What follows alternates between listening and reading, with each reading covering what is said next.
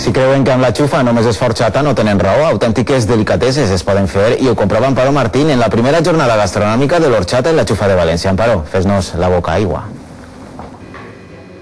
Possibilitats culinàries molt interessants. Bon dia, estem al Centre de Desenvolupament Turístic de València, un dels 7 centres que la Conselleria de Turisme té a tota la comunitat valenciana. D'ací en cada any al voltant de 21.000 alumnes especialitzats en hostaleria, al voltant de 1.150 cursos a l'any, des de la gestió fins a la gastronomia. Bé, avui el Consell Regulador de Denominació d'Origen de la Xufa i Horchata de València han dedicat una jornada per a preparar als restauradors valencians en un producte típicament valencià, molt genuí i molt desconegut en les nostres cuines, és la xufa. I així tenim el cap de cuina d'este centre, Rafa Blasco, que ens va contar perquè amb la xufa no sols es fa horchata.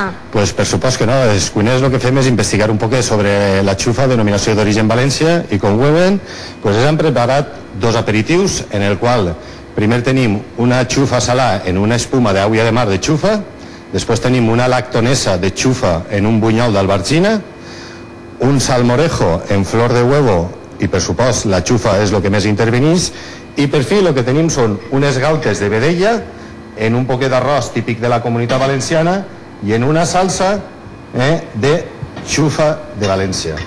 Estes són un poquet els plats que els cuiners de la red de centres li demostrem a Canal 9. Molt bé, moltes gràcies. No sols a nosaltres, també durant la jornada d'avui a tots els hostalers que s'acosten ací al Centre de Desenvolupament Turístic per a aquestes jornades de productes tan genuïns com és l'horchata i la xufa.